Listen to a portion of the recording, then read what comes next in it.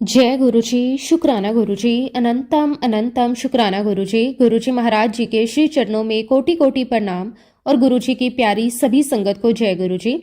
संगत जी, सच में गुरुजी की महिमा और उनकी वड्याई का वर्णन शब्दों में करना वास्तव में बहुत कठिन है, क्योंकि गुरुजी की कृपा इतनी असीम और अपार है कि उसके सामने हमारे शब्द बहुत छोटे पड़ जाते हैं। जब गुरुजी अपनी कृपा की छाया अपनी संगत पर रखते हैं तो उनके जीवन की राहें अपने आप आसान हो जाती हैं। गुरुजी हर पल अपने बच्चों की रक्षा करते हैं, उन्हें सही मार्ग दिखाते हैं, हर कदम पर उनका मार्गदर्शन करते हैं। जब जीवन में अंधेरा छा जाता है, जब कोई रास्ता दिखाई नहीं देता, तब गुरुजी ही वह दिव्य प्रकाश बनकर आते हैं जो अपने बच्चों का हाथ थामकर उन्हें हर मुश्किल और हर परीक्षा से बाहर निकालते हैं। संगत जी, उनकी कृपा से असंभव भी संभव हो जाता है और मन में एक अटूट विश्वास जाग उठता है। जब गुरुजी साथ हैं तो फिर किसी भी परिस्थिति से डरने की आवश्यकता नहीं है। सच ये है कि गुरुजी का साथ और उनका आशीर्वाद जीवन की सबसे बड़ी दौलत और सबसे बड़ा सहारा है। संगत जी, आज का सत्संग बहुत ही सुंदर, बहुत ही प्यारा सत्संग है। गुरुजी महाराज जी की बहुत ही प्यारी और ब्लेस संगत का सत्संग है। संगत जी, सत्संग को पूरा जरूर सुने, अंत तक सुने, क्योंकि हर एक सत्संग में हमारे ना जाने कितने ही सवालों के जवाब गुरुजी हमें देते हैं। संगत जी, सत्संग शुरू करने से पहले मैं आप सबसे एक छोटी सी रिक्वेस्ट करूंगी कि अगर अभी तक आपने गुरुजी की संगत चैनल को सब्सक्राइब नहीं किया है तो चैनल को सब्सक्राइब जरूर कर लें, क्योंकि इस चैनल पर आपको गुरुजी के बहुत ही प्यारे प्यारे, बहुत ही सुंदर सत्संग सुनने को मिलते रहते हैं। तो चलिए संगत जी, अब हम सत्संग की शुरुआत करते हैं। जय गुरुजी, शुक्राना गुरुजी, अनंतम अनंतम शुक्राना गुरुजी। संगत जी, सबसे पहले मैं गुरुजी महाराज जी के श्री चरणों में कोटि कोटि प्रणाम करती हूँ और गुरुजी की प्यारी सभी संगत को भी मेरा सादर नमस्कार। संगत जी, मैं खुद को बहुत ही सौभाग्यशाली मानती हूँ कि आज गुरुजी महाराज जी ने मुझे अपनी वड्याई करने का बहुत ही सुंदर मौका दिया है। मैं गुरुजी महाराज जी का जितना भी शुक्राना करूं उतना कम है। संगत जी, एक समय ऐसा था जब मेरी सोच पूरी तरह ज्योतिष और इन सब चीजों के इर्द गिर्द घूमती थी। उस समय मुझे लगता था कि लाइफ में जो भी होता है वो सब ग्रह नक्षत्रों की वजह से होता है। अगर कोई नया काम करना होता तो सबसे पहले मैं सोचती थी कि आज का दिन शुभ है या नहीं। अगर किसी से कह दिया जाए कि आज का दिन ठीक नहीं है तो मैं काम टाल देती थी। मंदिर जाना, तीर्थ स्थानों पर जाना, अलग अलग तरह की पूजा करना, मूर्तियों के सामने दीप जलाना, व्रत रखना, अलग अलग रीति रिवाज निभाना, ये सब बातें मुझे बहुत जरूरी लगती थी। अगर घर में कोई छोटी सी परेशानी भी आ जाती तो मैं तुरंत किसी ज्योतिष के पास जाने के लिए सोचती थी। कोई कहता ये रतन पहन लो, कोई कहता ये पूजा कर लो, कोई कहता ये उपाय कर लो। मैं भी हर किसी की बात मान लेती थी, क्योंकि मुझे लगता था कि शायद इससे मेरी प्रॉब्लम ठीक हो जाएगी। कभी किसी ने कहा कि ये दिन अच्छा नहीं है तो मैं डर जाती थी। कभी किसी ने कहा कि ये ग्रह ठीक नहीं है तो मन और भी ज्यादा परेशान हो जाता था। संगत जी, सच कहूं तो उस समय मेरा मन हमेशा डर और चिंता में ही रहता था। हर बात में मुझे शुभ अशुभ दिखाई देता था। अगर कहीं जाते समय रास्ते में कुछ अजीब सा दिख जाए तो मैं सोचने लगती थी कि शायद ये अच्छा संकेत नहीं है। अगर कोई काम करने से पहले किसी ने कह दिया कि समय ठीक नहीं है तो मैं बहुत घबरा जाती थी। लेकिन संगत जी, जब मेरी लाइफ में गुरुजी आए तब सब कुछ धीरे धीरे बदलने लगा। गुरुजी से मिलने के बाद मुझे समझ में आया कि असली सहारा तो गुरुजी की कृपा है। जब गुरुजी का आशीर्वाद साथ हो तो किसी ग्रह से डरने की जरूरत नहीं होती। पहले जो बातें मुझे बहुत बड़ी लगती थी, गुरुजी के पास बैठकर वे सब बहुत छोटी लगने लगी। पहले मैं हर चीज के लिए ज्योतिषों के पास जाती थी, लेकिन गुरुजी से मिलने के बाद मुझे लगा कि जब गुरुजी ही हमारे साथ हैं तो फिर हमें किसी और के पास जाने की जरूरत क्या है। धीरे धीरे मेरे मन से डर खत्म होने लगा। अब मुझे ये महसूस होने लगा कि लाइफ में जो कुछ भी होगा वो गुरुजी की मर्जी से होगा, वो हमेशा हमारे लिए अच्छा ही करेंगे। संगत जी, अपने अनुभव बताने से पहले मैं आप सबसे एक बात जरूर कहना चाहती हूँ। हम सब बहुत ही लकी हैं, हमें गुरुजी महाराज जी के पास बैठने का मौका मिला। दुनिया में बहुत लोग हैं जो भगवान को ढूंढते रहते हैं। कोई मंदिरों में जाता है, कोई तीर्थ करता है, कोई अलग अलग साधु संतों के पास जाता है, लेकिन हर किसी को यह मौका नहीं मिलता कि उसे गुरुजी जैसे दिव्य रूप का साथ मिले। मेरे दिल में हमेशा ये भावना रहती है कि हम सब बहुत ही भाग्यशाली हैं कि गुरुजी महाराज हमारे बीच में हैं। संगत जी, गुरुजी कोई जादूगर नहीं है जो हाथ घुमाकर चमत्कार दिखाएंगे। गुरुजी कोई ऐसे पुरोहित नहीं है जो सिर्फ पूजा पाठ कराते हों। गुरुजी कोई ऐसे स्वामी भी नहीं है जो केवल प्रवचन देते हों। मेरे अनुभव में तो गुरुजी साक्षात परमेश्वर का रूप है। फर्क सिर्फ इतना है कि भगवान ने हमारे लिए बहुत सरल रूप ले लिया है ताकि हम उनके पास आ सकें, उनसे बातें कर सकें, अपना दुख दर्द उन्हें बता सकें। गुरुजी बहुत ही सरल तरीके से अपनी संगत के बीच बैठते हैं। वो हंसते हैं, बात करते हैं, प्यार देते हैं और कभी कभी बहुत ही साधारण शब्दों में ऐसी बात कह देते हैं जो हमारे पूरे जीवन को बदल देते हैं। संगत जी, जब गुरुजी फिजिकल फॉर्म में थे तब भी गुरुजी हमें ऐसा ही एहसास करवाते थे। आज गुरुजी चाहे हमारे बीच फिजिकल फॉर्म में नहीं है, लेकिन फिर भी संगत जी हमें हर पल गुरुजी महसूस होते हैं। इसलिए मैं कभी भी था नहीं कहती कि गुरुजी थे, मैं यही कहती हूँ कि गुरुजी हैं। जब हम गुरुजी के पास बैठते हैं तो ऐसा लगता है जैसे कोई अपना बहुत प्यारा हमें समझा रहा है। जैसे कोई पिता अपने बच्चों को प्यार से रास्ता दिखाता है, वैसे ही गुरुजी अपनी संगत को सही रास्ता दिखाते हैं। कई बार हम सोचते हैं कि भगवान बहुत दूर है, लेकिन गुरुजी के पास बैठकर ऐसा लगता है कि भगवान हमारे बहुत पास है। मेरे साथ जो भी अनुभव हुए हैं उन्होंने मेरे विश्वास को और भी मजबूत कर दिया है। गुरुजी वास्तव में हमारी लाइफ को बदल सकते हैं। संगत जी, जिस दिन मैं पहली बार गुरुजी से मिली थी वो दिन आज भी मुझे बहुत अच्छे से याद है। उस समय मुझे बिल्कुल नहीं पता था कि मेरी लाइफ में इतना बड़ा बदलाव आने वाला है। जब मैंने पहली बार गुरुजी को देखा, उसी पल मेरे दिल में उनके लिए एक अजीब सा विश्वास जाग गया। ऐसा लगा जैसे दिल कह रहा हो, यही वो जगह है जहां तुझे सुकून मिलेगा। गुरुजी के चेहरे पर एक अलग ही शांति थी। उनकी आंखों में इतना प्यार था, उन्हें देखते ही मन शांत हो जाता था। पहली बार उनके पास बैठकर मुझे ऐसा लगा जैसे मेरे मन का बोझ हल्का हो गया। उस दिन के बाद से जब भी मुझे मौका मिलता है मैं गुरुजी के पास चली जाती। धीरे धीरे मेरे मन में उनके लिए श्रद्धा, विश्वास और भी ज्यादा बढ़ता गया। फिर समय बीतता गया। गुरुजी की कृपा से मेरे जीवन में भी एक नया चैप्टर शुरू हुआ। नवंबर 2000 में मेरी शादी हो गई। मेरे लिए वो समय बहुत खास था। मैं इसे भी गुरुजी का आशीर्वाद ही मानती हूँ। सब कुछ बहुत अच्छे से हुआ।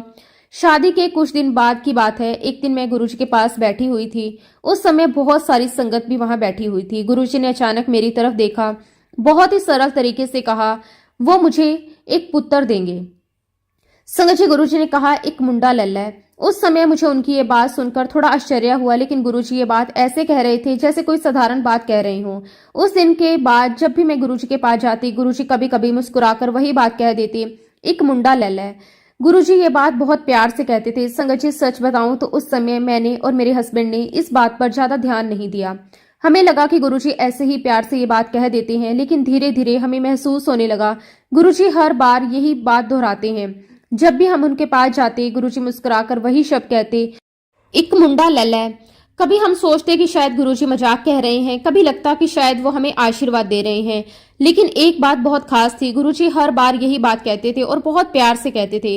ये सिलसिला एक दो बार का नहीं। संगत जी, नवंबर 2000 से लेकर जुलाई 2003 तक गुरुजी बार बार यही बात दोहराते रहे। हर मुलाकात में हर बार वही शब्द, एक मुंडा लल्ला है। संगत जी, अब मैं अपने जीवन की एक बहुत ही प्यारी घटना आपके साथ शेयर करती हूँ। जब भी मैं इस घटना को याद करती हूँ तो मेरे मन में गुरुजी के लिए और भी ज्यादा विश्वास और प्रेम भर आता है। ये घटना उस समय की है जब हमें बार बार बड़े मंदिर जाने का मौका मिल रहा था। हम गुरुजी के पास बैठकर उनकी संगत का आनंद लिया करते थे। 7 जुलाई का दिन था। ये दिन बहुत ही खास और पवित्र माना जाता है क्योंकि ये गुरुजी महाराज जी का बर्थडे वाला दिन है। हर साल इस दिन बड़े मंदिर में बहुत ही बड़ा प्रोग्राम होता है। दूर दूर से बहुत सारी संगत वहां आती है। कोई दिल्ली से आता, कोई दूसरे शहरों से आता और कुछ लोग तो बहुत दूर दूर से सिर्फ गुरुजी के दर्शन के लिए आते हैं। उस साल भी बड़े मंदिर में बहुत बड़ा आयोजन था। सुबह से ही मंदिर में बहुत रौनक थी। हर तरफ संगत ही संगत दिखाई दे रही थी। कोई सेवा कर रहा था, कोई भजन गा रहा था, कोई शांत बैठकर गुरुजी के दर्शन कर रहा था। मंदिर का माहौल बहुत ही प्यारा और शांति से भरा हुआ था। जब भी कोई बड़े मंदिर जाता तो वहां का वातावरण अपने आप मन को शांत कर देता। जैसे ही हम अंदर जाते लगता है जैसे सारी परेशानियां बाहर रह गई। मन में बस एक ही इच्छा होती थी, थोड़ा और समय यहाँ बैठने को मिल जाए। मैं और मेरे हस्बैंड उस दिन बड़े मंदिर गए हुए थे। हम दोनों बहुत खुशी से संगत में बैठ गए। वहां बहुत सारे लोग बैठे हुए थे, लेकिन फिर भी सबके मन में एक ही भावना थी, गुरुजी के पास बैठने की। संगत जी, उस दिन समय कैसे बीत रहा था हमें बिल्कुल पता नहीं चला। कभी भजन सुन रहे थे, कभी गुरुजी की तरफ देख रहे थे, कभी संगत के साथ बैठे बैठे गुरुजी की बातें सुन रहे थे। धीरे धीरे रात हो गई। फिर रात भी बीतने लगी, लेकिन किसी का जाने का मन नहीं था क्योंकि जब गुरुजी सामने बैठे हों तो दिल यही चाहता है कि बस यहीं बैठे रहें। उस दिन हम सब संगत गुरुजी के पास बहुत देर तक बैठे रहे। समय देखते देखते रात के बाद सुबह होने लगी। संगत जी, उस दिन हम लगभग सुबह 3:30 बजे तक बड़े मंदिर में ही बैठे रहे, गुरुजी के सानिध्य का आनंद लेते रहे। इतनी देर तक भी किसी को थकान महसूस नहीं हुई। ऐसा लग रहा था जैसे समय रुक गया हो। उसी समय अचानक गुरुजी ने मुझे बुलाया। जब गुरुजी किसी संगत को बुलाते हैं तो वो पल बहुत ही खास होता है। उस समय दिल थोड़ा तेज धड़कने लगता है क्योंकि समझ नहीं आता कि गुरुजी क्या कहेंगे। संगत जी, मैं धीरे धीरे आगे बढ़ी और गुरुजी के पास जाकर खड़ी हो गई। मेरे हस्बैंड भी वहीं पास में थे। गुरुजी ने बहुत ही शांत और सरल तरीके से कहा।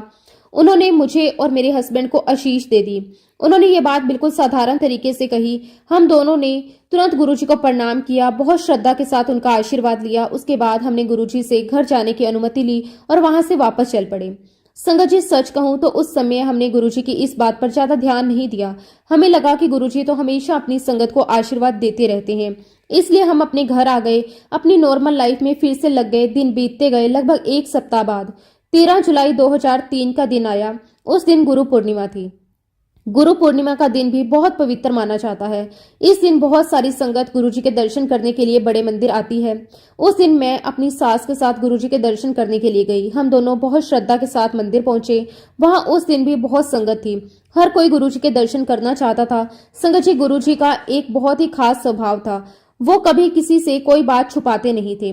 जब भी गुरुजी किसी से बात करते थे तो ऐसे करते थे जैसे आसपास बैठे लोग भी उनकी बात सुन सकते थे। गुरुजी बहुत खुले और सरल स्वभाव के थे। लेकिन संगत जी, उस दिन कुछ अलग हुआ। जब मैं गुरुजी से आज्ञा लेने के लिए आगे बढ़ी, मैंने श्रद्धा के साथ उनके चरण स्पर्श किए। जैसे ही मैं प्रणाम करके उठी, गुरुजी ने मुझे हल्का सा इशारा किया कि मैं थोड़ा पास आऊं। मैं थोड़ा पास गई। फिर गुरुजी ने बहुत धीमी आवाज में मुझसे कहा कि मैं प्रेग्नेंट हूं और साथ ही उन्होंने ये भी कहा कि ये बात अभी किसी को ना बताऊं। संगत जी, उस समय मैं ये सुनकर थोड़ी हैरान भी हुई और खुशी भी हुई, लेकिन सच बताऊं तो मुझे पूरी तरह विश्वास नहीं हुआ। मैंने सोचा कि शायद ऐसा कैसे हो सकता है, क्योंकि उस समय तक मुझे इस बारे में कुछ भी पता नहीं था। गुरुजी की बात सुनकर मैं वहां से उठ गई और अपनी सास के साथ घर वापिस आ गई। लेकिन संगत जी, घर पहुंचने के बाद मैं ये बात अपने तक नहीं रख सकी। मैंने अपने हस्बैंड को ये बात बता दी कि गुरुजी ने कहा है कि मैं प्रेग्नेंट हूँ। मेरे हस्बैंड ने मेरी बात सुनी, लेकिन उन्होंने इसे ज्यादा गंभीरता से नहीं लिया। उन्होंने हंसते हुए कहा कि मैं गुरुजी पर शायद कुछ ज्यादा ही विश्वास करती हूँ। उन्होंने कहा कि पहले टेस्ट करवा लेते हैं, उसके बाद पता चल जाएगा। उसके बाद संगत जी, हमने डिसाइड किया कुछ दिन वेट करते हैं और फिर प्रेगनेंसी टेस्ट करवाते हैं। मैं भी उस समय इंतजार करने लगी। दिन धीरे धीरे बीतने लगे। 1 अगस्त का दिन आया। उस दिन मैंने प्रेगनेंसी टेस्ट करवाया और जब रिपोर्ट आई तो उसमें साफ लिखा था कि मैं प्रेग्नेंट हूँ। उस समय मुझे तुरंत गुरुजी की वो बात याद आ गई जो उन्होंने धीमी आवाज में मुझसे कही थी। संगत जी, उस दिन फिर से ये बात सिद्ध हो गई कि गुरुजी जो कहते हैं वो हमेशा सत्य होता है। संगत जी, अब मैं आपके साथ एक बहुत ही इंपॉर्टेंट हिस्सा आपके साथ शेयर करती हूँ। ये हिस्सा हमें बहुत बड़ी सीख भी देता है। संगत जी, हम सब इंसान हैं। इंसान होने के कारण कई बार हम अपना धैर्य खो देते हैं। जब हम गुरुजी के पास जाते हैं तो हमारे मन में बहुत सारी इच्छाएं होती हैं। हम चाहते हैं कि हमारी प्रॉब्लम जल्द से जल्द खत्म हो जाए। हम चाहते हैं कि गुरुजी से जो भी मांगे वो तुरंत पूरा हो जाए, लेकिन कई बार ऐसा नहीं होता। तब हमारा मन थोड़ा परेशान हो जाता है। हम सोचने लगते हैं अभी तक ऐसा क्यों नहीं हुआ। कई बार तो हम अपने ही मन से सवाल करने लगते हैं। संगत जी, हमारी इंसानी कमजोरी है, लेकिन गुरुजी का तरीका अलग होता है। गुरुजी हर चीज को बहुत गहराई से जानते हैं। वो जानते हैं कि किस समय क्या होना चाहिए। अब मैं अपनी ही स्थिति आप सबको बताना चाहती हूँ। गुरुजी ने मुझे पहली बार कहा था कि वो मुझे एक पुत्र देंगे। उस समय हमने उस बात पर ज्यादा ध्यान नहीं दिया था, लेकिन उसके बाद गुरुजी बार बार वही बात कहते रहे।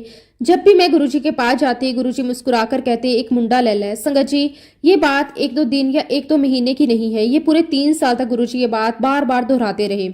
नवंबर 2000 से लेकर 2003 तक गुरुजी लगातार मुझे यही आशीर्वाद देते रहे। लेकिन इन 3 सालों में एक भी बार मेरे मन में ये सवाल नहीं आया, अभी तक ऐसा क्यों नहीं हुआ।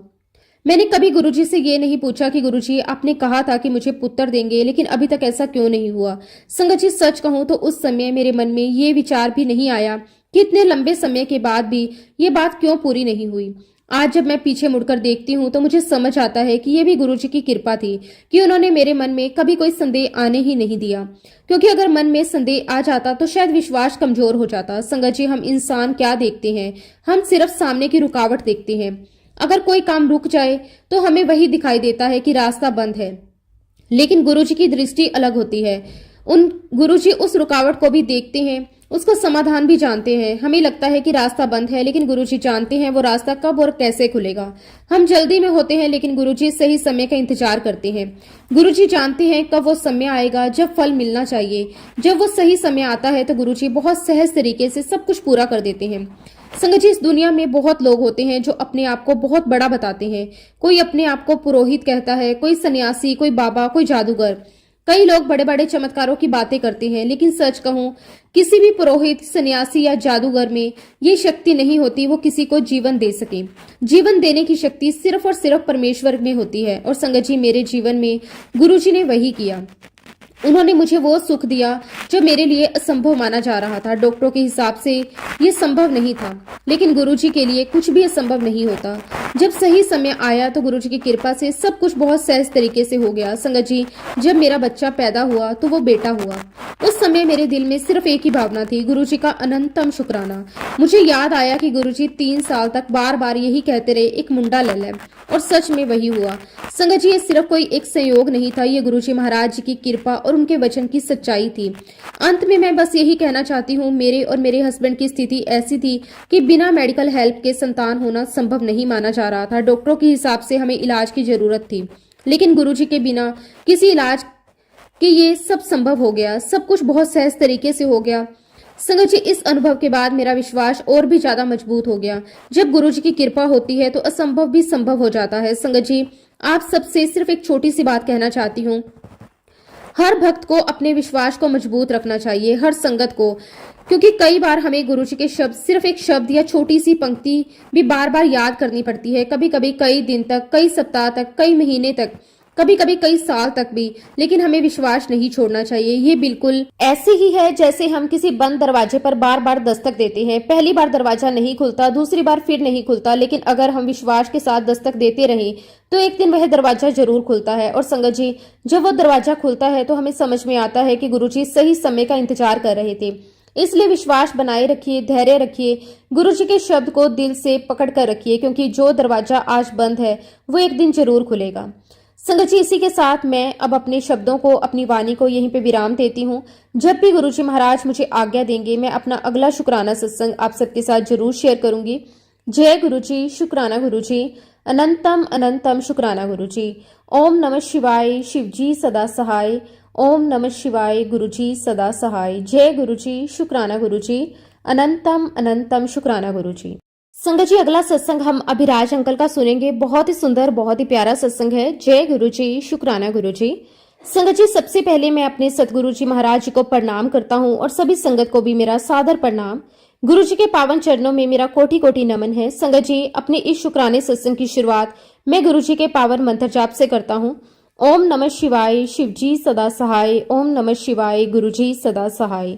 संगत जी, मैंने कई सत्संगों में ये सुना है कि गुरुजी ने फरमाया है कि अपने जीवन का सत्संग हमेशा शुरुआत से शुरू करना चाहिए, क्योंकि जब हम अपनी यात्रा की शुरुआत बताते हैं तभी गुरुजी की कृपा और उनकी लीला का सही अर्थ समझ में आता है। इसलिए संगत जी, मैं भी अपनी इस सत्संग की शुरुआत बिल्कुल शुरू से करना चाहता हूँ। संगत जी, अगर मैं अपनी जिंदगी की यात्रा को देखूं तो ऐसा लगता है कि वास्तव में गुरुजी ने मुझे अपनी शरण में मई 2024 में लिया, लेकिन आज जब मैं पीछे मुड़कर देखता हूं तो महसूस होता है कि गुरुजी की कृपा तो बहुत पहले से ही मेरे जीवन में थी, बस मुझे उसे पहचानने का समय लगा। संगत जी, मैं एसडीएम ऑफिस में कॉन्ट्रैक्ट बेस पर काम करता हूं। अपने जीवन को किसी तरह संभालते हुए आगे बढ़ने की कोशिश कर रहा हूं। मेरा एक भाई है जो दिल्ली में शारदा यूनिवर्सिटी में काम करता है। उस समय मेरी जिंदगी में बहुत सारी समस्याएं चल रही थी। मन में तनाव था, भविष्य को लेकर चिंता थी, परिवार की कई पुरानी उलझने भी थी जो बार बार मन को भारी कर देती थी। संगत जी, मेरा परिवार भी थोड़ा अलग तरह का था। मेरी 2 माँ थी। छोटी माँ से हम 2 भाई थे और बड़ी माँ से मेरी एक बहन है। मेरी बहन की फैमिली आर्थिक रूप से बहुत अच्छी स्थिति में थी। उनके पति और उनके दोनों बेटे बिहार सरकार के शिक्षा विभाग में शिक्षक के रूप में कार्यरत थे। यह अलग बात है संगत जी कि मेरे बहनोई अब रिटायर हो चुके हैं, लेकिन उनके परिवार की स्थिति हमेशा अच्छी रही। अक्सर ऐसा महसूस करवाया जाता था कि जैसे वे हम पर कोई बहुत बड़ा एहसान कर रहे हों, वो हमारी प्रॉपर्टी में अपना हिस्सा नहीं मांग रहे हैं। इस तरह की बातें धीरे धीरे हमारे मन में एक दबाव और हीन भावना पैदा कर रही थी। संगत जी, मैं आप सबको बताना चाहता हूँ कि मेरे पापा स्वास्थ्य विभाग में नौकरी करते थे। उन्होंने अपनी पूरी जिंदगी ईमानदारी से काम करते हुए परिवार को संभाला। वर्ष 1998 में वे रिटायर हुए, लेकिन किस्मत को कुछ और ही मंजूर था। मेरे पापा को हार्ट की प्रॉब्लम थी और 2004 में उनकी डेथ हो गई। उस समय हमारी उम्र बहुत कम थी, करीब 12 या 13 साल। इतनी छोटी उम्र में पिता का साया सर से उठ जाना बहुत बड़ा सदमा होता है। संगत जी, पापा के जाने के बाद हमारी जिंदगी एकदम बदल गई। घर की जिम्मेदारियां, भविष्य की चिंता, जीवन की कठिनाइयां, सब कुछ एक साथ सामने आ गया। पापा के जाने के बाद मेरी बड़ी माँ को पेंशन मिलनी शुरू हुई, लेकिन वो पेंशन इतनी कम थी, बस किसी तरह हम दोनों भाइयों की पढ़ाई चल पा रही थी। फिर भी संगत जी, मेरी बड़ी माँ यानी कि मेरी सौतेली माँ ने कभी हमें ये महसूस नहीं होने दिया कि हम उनके अपने बेटे नहीं हैं। वो हम दोनों भाइयों से बहुत ज्यादा प्यार करती थी। सच कहूं तो कई बार ऐसा लगता था कि वो अपनी बेटी से भी ज्यादा हमें चाहती है। इसके पीछे भी कुछ खास कारण थे। संगत जी, मेरी बहन ने कई बार अपनी माँ यानी कि मेरी बड़ी माँ से ऐसी बातें कह दी थी जिनसे उनका दिल बहुत दुखी हो गया था। उन बातों ने उनके मन को अपनी ही बेटी से दूर कर दिया। शायद इसी वजह से उनका स्नेह और भी ज्यादा हमारे प्रति हो गया था। वो हमेशा हमारी चिंता करती थी, हमारे लिए सोचती थी और चाहती थी किसी भी तरह हम दोनों भाई अपने पैरों पर खड़े हो जाएं। लेकिन संगत जी, जिंदगी की परीक्षा यहीं खत्म नहीं हुई। वर्ष 2009 में मेरी बड़ी माँ की भी डेथ हो गई। जब वो हमें छोड़कर चली गई तो ऐसा लगा जैसे हमारे जीवन से आखिरी सहारा भी खत्म हो गया। सच कहूं संगत जी, पापा के जाने के समय मेरी आंखों से एक भी आंसू नहीं निकला। शायद उस समय मैं बहुत छोटा था, उस दर्द को समझ नहीं पाया। लेकिन जब मेरी माँ गई, हम दोनों भाई सच में टूट गए। हमें ऐसा लगा जैसे हम पूरी तरह अनाथ हो गए। उनकी मौत ने हमें अंदर तक हिला दिया, झंझोर कर रख दिया। उनके जाने के बाद हमें जिंदगी की छोटी छोटी जरूरतों के लिए भी बहुत संघर्ष करना पड़ा। घर चलाना, पढ़ाई जारी रखना, भविष्य की चिंता, इन सब के बीच हर दिन एक नई चुनौती लेकर आता था। संगत जी, समय धीरे धीरे आगे बढ़ता रहा। जिंदगी की गाड़ी किसी तरह चलती रही। लेकिन वर्ष 2022 में एक ऐसी घटना हुई जिसने हमें फिर से गहरी चिंता में डाल दिया। मेरी बहन ने अपने बड़े बेटे के सहयोग से हमारी आधी से ज्यादा प्रॉपर्टी को बेच दिया। जब हमें इस बात का पता चला तो हम दोनों भाई और हमारी माँ बहुत चिंतित हो गए। हमारे लिए वह सिर्फ जमीन नहीं थी, बल्कि हमारे पिता की याद, हमारे भविष्य का एक सहारा थी। मैंने इस बारे में अपनी बहन से बात करने की कोशिश की। मैंने बहुत शांति से समझाने का प्रयास किया, लेकिन उनका कहना था कि पूरी की पूरी प्रॉपर्टी केवल उनकी है, उस पर हमारा कोई अधिकार नहीं है। संगत जी, ये बात सुनकर हम बहुत दुखी हुए, क्योंकि हमें पता था कि प्रॉपर्टी पर सभी वारिसों का बराबर अधिकार होता है। इस मामले को सुलझाने के लिए मैंने कई प्रयास किए। मैं चाहता था कि परिवार में ही प्यार और समझदारी से बात सुलझ जाए, लेकिन बात इतनी आसान नहीं थी। मैंने अपने भांजे से भी बात की, उसे समझाया कि प्रॉपर्टी के असली वारिस हम तीनों भाई बहन हैं, इसलिए ये जमीन हम तीनों के बीच बराबर हिस्से में बंटनी चाहिए। साथ ही मैंने ये भी कहा कि हमारी माँ भी हमारे पिता की पत्नी है, इसलिए उनका भी इस संपत्ति में अधिकार बनता है। इस हिसाब से हमारी प्रॉपर्टी के कुल 4 हिस्से होने चाहिए। एक हिस्सा मेरी माँ का, एक मेरी बहन का, एक मेरे भाई का और एक मेरा। संगत जी, मैं चाहता था कि ये बात समझदारी से सुलझ जाए, परिवार में कोई कड़वाहट ना आए। दरअसल संगत जी, मेरा एक बहुत अच्छा दोस्त है सुरेश अंकल, जो सिविल कोर्ट में काम करते हैं, और मैंने उनसे पहले भी इस विषय पर बात की थी। मैंने उनसे विनम्रता से निवेदन किया था कि यदि संभव हो तो वे इस विषय में जज साहिबा से औपचारिकता रूप से पूछकर मुझे ये बात बता दें। अगर इस तरह का कोई मामला अदालत में आता है तो सामान्यतः न्यायालय का रुख क्या होता है और निर्णय किस प्रकार से दिया जा सकता है। संगत जी, मेरा उद्देश्य केवल इतना था कि मुझे कानून की स्थिति का सही सही अंदाजा हो जाए, ताकि मैं उसी आधार पर आगे की बातचीत कर सकूं, परिवार के भीतर इस विवाद को शांतिपूर्ण ढंग से सुलझाने की कोशिश कर सकूं। कुछ समय बाद सुरेश अंकल की ओर से मुझे जो जवाब मिला उसने मुझे थोड़ा स्पष्टता दी। उन्होंने बताया कि जज साहिब का कहना है कि यदि इस प्रकार का मामला उनकी अदालत में आता है, जहां पैतृक संपत्ति में पिता की पत्नी, तीनों संतानें वारिस हो, तो सामान्य रूप से संपत्ति के 4 बराबर हिस्से करने का आदेश पारित किया जाता है। ये सुनकर मुझे लगा कि मेरी समझ भी लगभग सही थी और कानून भी लगभग वही बात कह रहा है जो मैं सोच रहा था। उसी जानकारी के आधार पर मैंने अपने भांजे से बात की, उसे समझाने की कोशिश की कि ये प्रॉपर्टी किसी एक व्यक्ति की नहीं है, बल्कि परिवार की पैतृक संपत्ति है, इसलिए इसका बंटवारा भी बराबर होना चाहिए। संगत जी, आश्चर्य की बात यह थी कि उस समय मेरा भांजा मेरी बात मान गया। उसने ज्यादा बहस नहीं की। ऐसा लगा शायद अब ये मामला शांति से सुलझ जाएगा। मुझे भी थोड़ी राहत महसूस हुई कि चलो परिवार के भीतर समझदारी से बात हो गई, अब आगे कोई बड़ा विवाद नहीं होगा। लेकिन संगत जी, जीवन में कई बार चीजें उतनी सरल नहीं होती जितनी उस समय दिखाई देती हैं।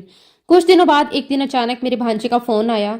उसने बड़े सामान्य ढंग से मुझसे बातचीत शुरू की। कहने लगा कि मामा जी, अभी बिहार में भूमि सर्वे का काम चल रहा है, आप ऐसा कीजिए कि मेरी जो जमीन बनती है उसका भी सर्वे करवा दीजिए।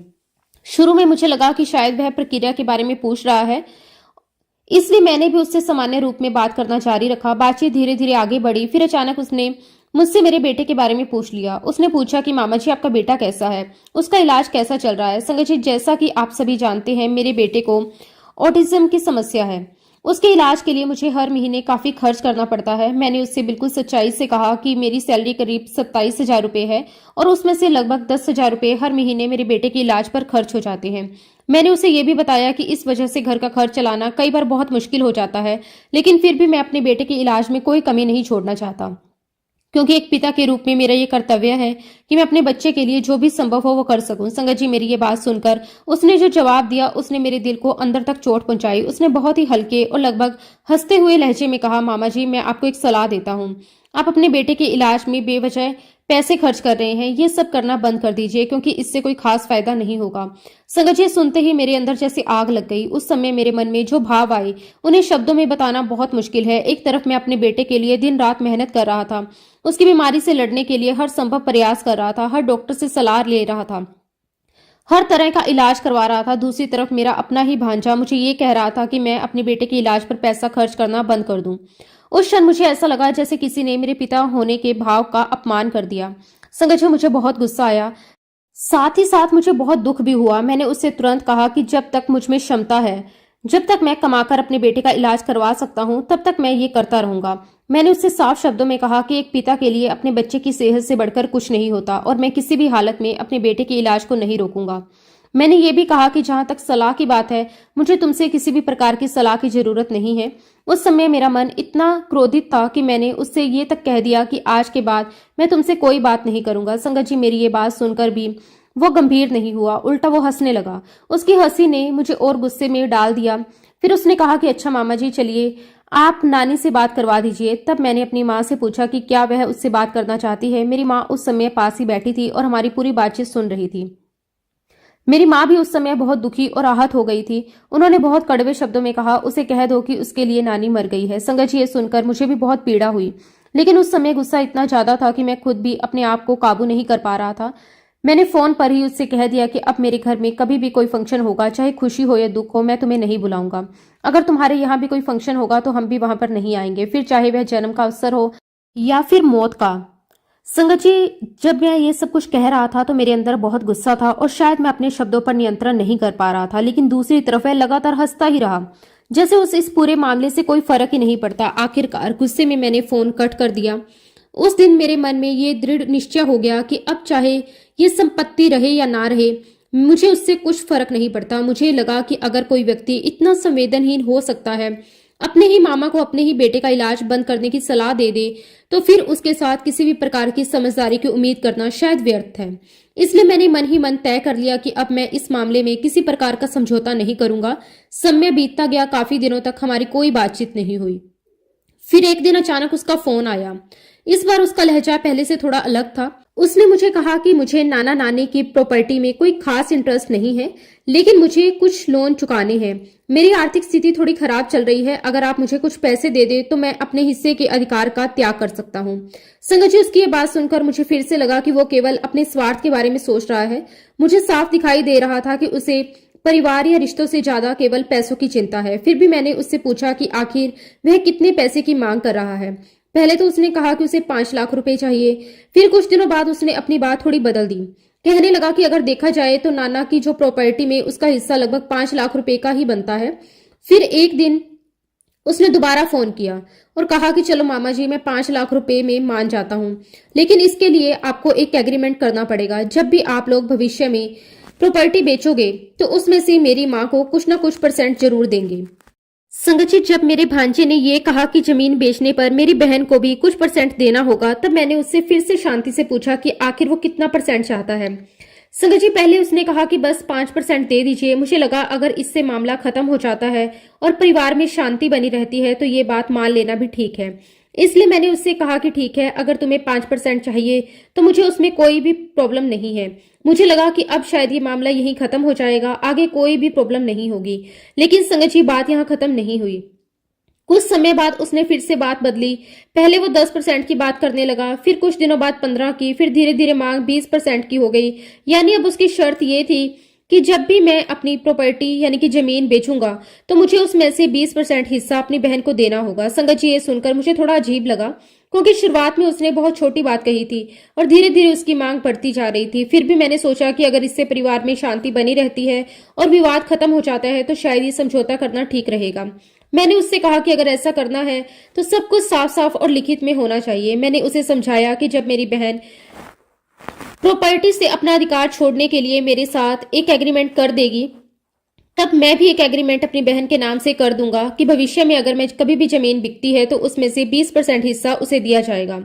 उस समय ऐसा लग रहा था जैसे मेरी बहन, जीजा जी और मेरा छोटा भांजा इस बात से चुपचाप सहमत हैं। वे लोग सीधे कुछ नहीं कह रहे थे, लेकिन उनकी तरफ से कोई विरोध भी नहीं आ रहा था। इसलिए मुझे लगा कि शायद ये मामला सही दिशा में जा रहा है। फिर मैंने अपने भांजे से पूछा, तुम लोग कब आ रहे हो ताकि हम सब बैठकर ये एग्रीमेंट कर लें, ये मामला हमेशा के लिए खत्म हो जाए। उसने मुझसे कहा कि अभी उसे स्कूल से छुट्टी नहीं मिलेगी। मैंने उसे कहा कि अगर छुट्टी की समस्या है तो मैं अपने ऑफिसर से बात करके तुम्हारी 2-3 दिन की छुट्टी का इंतजाम करवा सकता हूँ, लेकिन उसने तुरंत मना कर दिया। कहा कि नहीं नहीं, अभी तो छुट्टी खत्म हो गई है, अब नए साल में जब नई छुट्टी मिलेगी तब देखेंगे। संगत जी, इस तरह वो बार बार किसी न किसी बहाने से बात को टालता रहा। कभी कहता कि कभी स्कूल का काम बहुत है, कभी कहता कि कभी समय नहीं है। कुछ दिनों बाद उसने कहा कि अभी उसे कहीं जाना है, उसके बाद उसने कहा कि अभी महाकुंभ जाना है। इस तरह वो हर बार कोई ना कोई नया कारण बताकर मामले को आगे बढ़ाने में बचता रहता। संगत जी, सच बताऊं तो इस मामले को सुलझाने के लिए मैंने पिछले 7-8 महीने में इससे कोई घंटों पर फोन पर बात की होगी। कई बार तो ऐसा हुआ कि हम 1-1 घंटे तक फोन पर बात करते रहे, लेकिन हर बार कोई ना कोई नई बात सामने आ जाती, मामला फिर वही का वही रह जाता। इस वजह से मैं मेंटली बहुत परेशान हो रहा था। घर में भी इस बात को लेकर चिंता रहती थी। माँ भी इस स्थिति में बहुत दुखी रहती थी। उसी दौरान संगत जी, मेरी जिंदगी में एक ऐसा मोड़ आया जिसने धीरे धीरे सब कुछ बदलना शुरू कर दिया। ये बात है मई 2024 की। गुरुजी की कृपा से हमारे ऑफिस में विजय कुमार जी का ट्रांसफर हुआ। मैं उन्हें पहले भी जानता था क्योंकि मैंने उनके साथ पहले भी काम किया हुआ था। उस समय संगत जी, उनका स्वभाव थोड़ा सख्त था। वो काम के मामले में बहुत ही अनुशासन पसंद करते थे, कई बार थोड़ा खड़ूस भी लगते थे। मेरे मन में भी उनके बारे में वही पुरानी छवि बनी हुई थी। मैं सोचता था कि शायद अभी भी उनका स्वभाव वैसा ही होगा जैसे पहले था, इसलिए मैं उनसे थोड़ा दूरी बनाकर ही रखता था, केवल काम की बात ही करता था। लेकिन मुझे ये बिल्कुल पता नहीं था कि आने वाले कुछ महीनों में हमारे बीच एक अलग ही रिश्ता बन जाएगा और हम दोनों के बीच एक खास लगाव पैदा हो जाएगा। एक दिन की बात है संगत जी, मुझे एक फाइल के बारे में उनसे चर्चा करनी थी। मैं उनके रूम में गया, उन्हें नमस्ते की और फिर उनसे उस फाइल के बारे में बात करना शुरू कर दी। लेकिन उस दिन उनका मूड बिल्कुल अलग था। उन्होंने बहुत आराम से मुस्कुराते हुए कहा, अरे यार, काम तो जिंदगी भर चलता ही रहेगा, पहले तुम अपने बारे में थोड़ा बताओ। घर में कौन कौन है, बच्चे कितने हैं, माँ कहाँ रहती है। उनका ये अंदाज देखकर मुझे थोड़ा आश्चर्य हुआ, क्योंकि पहले मैं उन्हें इतना सहज और हल्के मूड में कभी नहीं देखा था। फिर भी मैंने उनकी बात का जवाब देना शुरू किया। मैंने उन्हें बताया कि मेरे 2 बच्चे हैं, एक बेटी है जो कि 8 साल की है, एक छोटा बेटा है। फिर मैंने उन्हें बताया कि मेरा बेटा ऑटिज्म नाम की बीमारी से पीड़ित है। संगत जी, जब मैंने उन्हें अपने बेटे के बारे में बताया तो उन्होंने बहुत ध्यान से मेरी पूरी बात सुनी। मैंने उन्हें अपनी बहन और जमीन वाले पूरे विवाद के बारे में भी बताया। ये भी कहा कि इस कारण पूरा परिवार बहुत परेशान है। मेरी माँ भी इस बात को लेकर बहुत दुखी रहती है। उस दिन संगत जी, उन्होंने मुझसे काफी देर बात की। पूरे दिन में जब भी मौका मिलता वो मुझसे कुछ ना कुछ पूछते रहते, अपनी जिंदगी की कुछ पुरानी बातें भी बताते। धीरे धीरे मुझे लगा कि उनका स्वभाव पहले से काफी बदल गया है।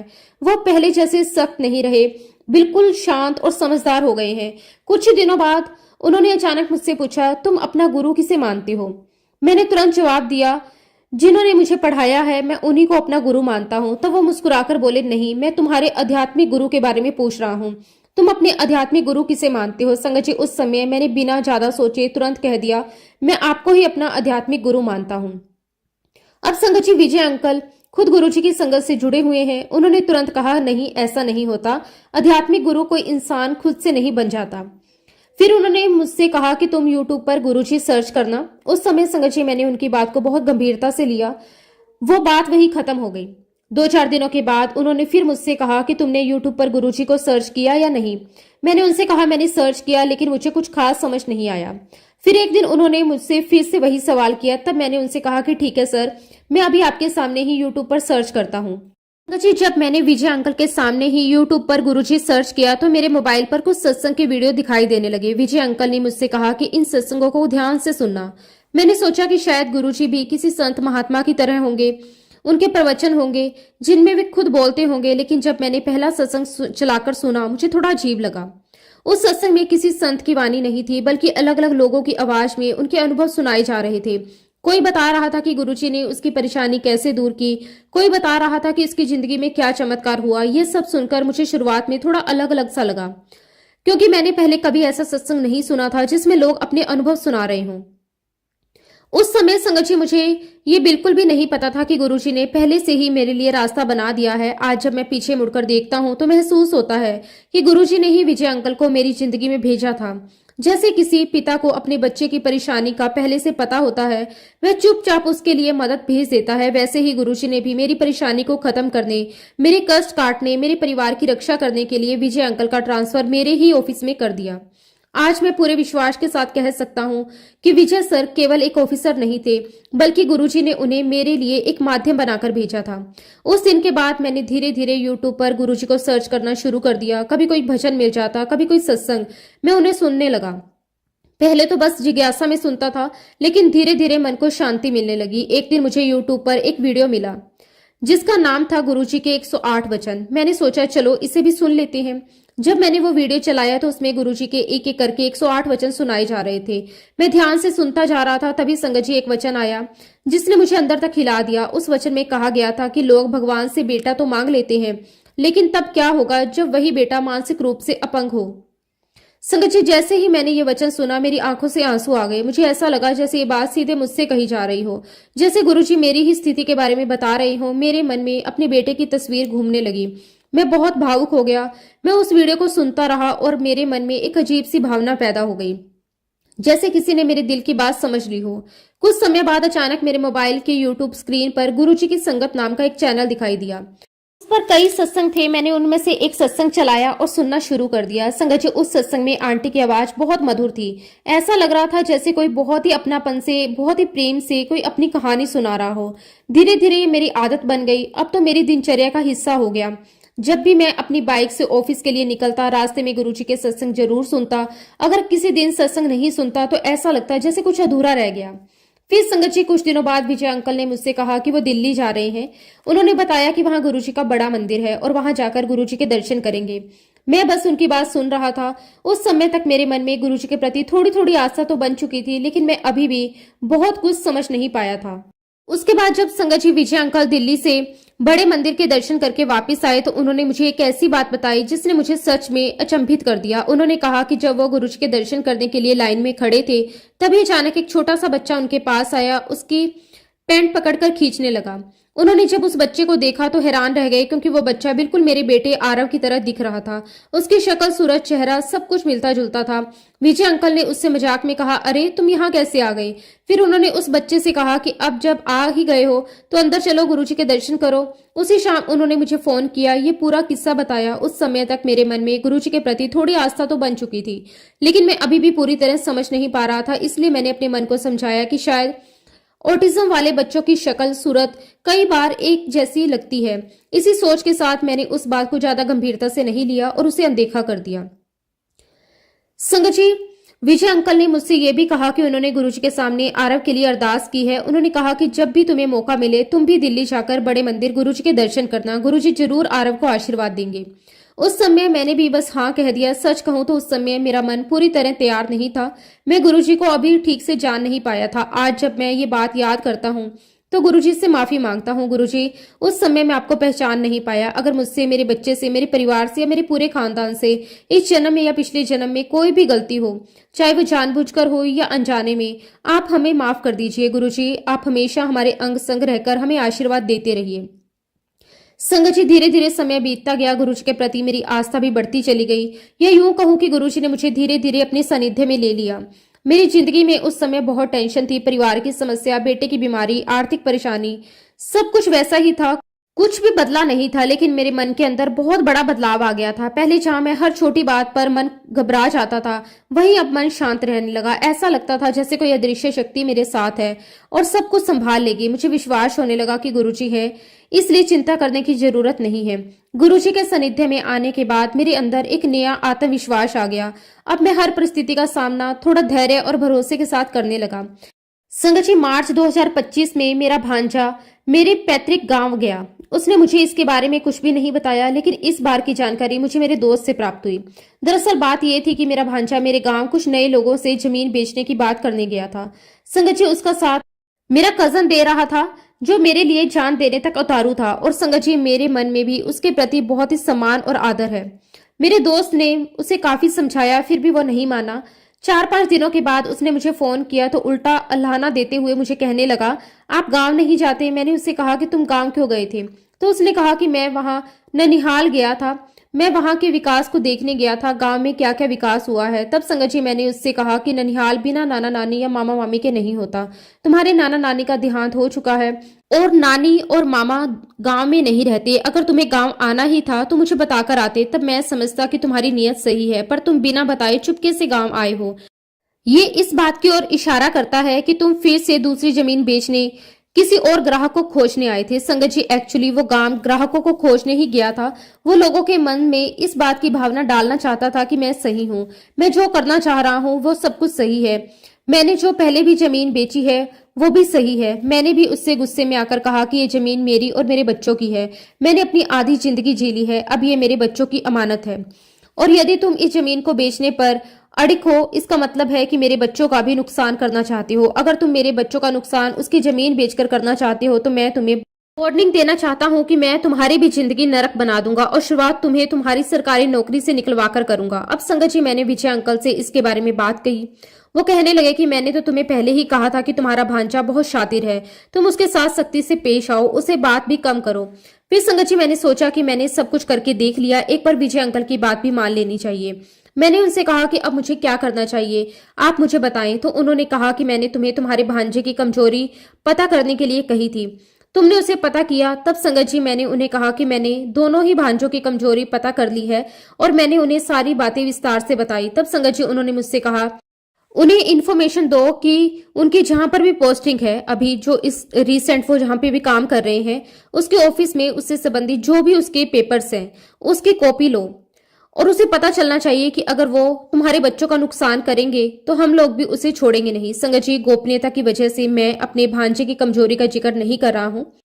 अब संगत जी, मार्च 2025 में विजय अंकल के कहे अनुसार मैंने सूचना के अधिकार के तहत सूचना की मांग की। वह उम्मीद किया कि होली से पहले ही मेरे भांजे को इसकी खबर लगेगी, वो मुझे वो फोन करेगा। परंतु संगत जी, उसे उसके कार्यालय से खबर होली के बाद मिली। पता चलते ही वो मुझे फोन करने लगा। विजय अंकल ने मुझे कहा था कि भांजे से बात मत करना या बिल्कुल कम करना। अब संगत जी, मेरे फोन ना उठाने की वजह से उसने मेरे छोटे भाई को फोन किया। बड़े मामा जी ने सूचना के अधिकार के तहत मेरी कुछ इन्फॉर्मेशन निकाली है, तो मेरे छोटे भाई ने उसकी जानकारी नहीं होने के संबंध में बताया। फिर मेरे भाई ने मुझे फोन किया तो मैंने कहा कि उससे कहना यह सब मैंने ही किया है और मुझे उससे बात करने में कोई दिलचस्पी नहीं है, और ये भी कह देना कि अब बातचीत का दौर खत्म हो गया है। अब मेरे भाई को लगातार फोन करने लगा।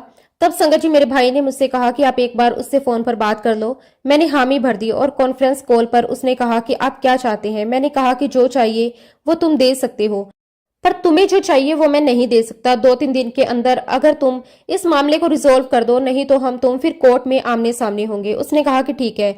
गुरुजी की असीम कृपा से 2 दिन के अंदर आकर मेरी बहन ने मुझे एग्रीमेंट कर दिया और जो मैंने उस पर एक्शन लिया था सूचना के अधिकार के तहत, वो मैंने वापस ले लिया। संगत जी, मुझे नहीं पता था कि गुरुजी कब और किस रूप में आकर अपने भक्त के कष्टों को काटते हैं, वो दुखों को हरते हैं। पर मैं ये जान गया कि गुरुजी ने ही विजय अंकल को मेरे ऑफिस में मेरी समस्या दूर करने के लिए भेजा, और क्या पता गुरुजी ने समय ही आकर मेरी समस्या का समाधान कर दिया। मैं ऐसा इसलिए कह रहा हूँ, एक बार विजय अंकल ने मुझसे कहा था कि मैं जल्दी किसी से घुलता मिलता नहीं हूँ और ना तुम मेरी उम्र के हो, लेकिन पता नहीं क्यों तुम्हारी समस्या मुझे मेरी समस्या लगी। आज से लगभग 2 माह पहले विजय अंकल का ट्रांसफर हो गया, पर मुझे उनसे एक अलग ही लगाव हो गया। विजय अंकल ने ही मुझे इस जन्म में पहली बार गुरुजी महाराज जी के बारे में बताया। जब से मैं विजय अंकल से जुड़ा हूँ उसके बाद से मेरा जीवन लगभग बदल गया है। संगत जी, उसके बाद से अब मेरे बेटे आरव में भी बहुत सुधार आने लगा है। मैं उसके लिए भी गुरुजी महाराज जी का दिल की गहराइयों से बहुत बहुत शुक्राना करता हूँ। संगत जी वो लिखने लगा है, थोड़ा थोड़ा बोलने भी लगा है। उसके लिए मैं गुरुजी महाराज जी का जितना भी शुक्राना करूं उतना कम है। संगत जी इसी के साथ अब मैं अपने शब्दों को विराम देता हूं। जब भी गुरुजी महाराज मुझे आज्ञा देंगे मैं अपना अगला शुक्राना सत्संग भी आप सबके साथ जरूर शेयर करूंगा। जय गुरुजी, शुक्राना गुरुजी, अनंतम अनंतम शुक्राना गुरुजी। ओम नमः शिवाय, शिवजी सदा सहाय।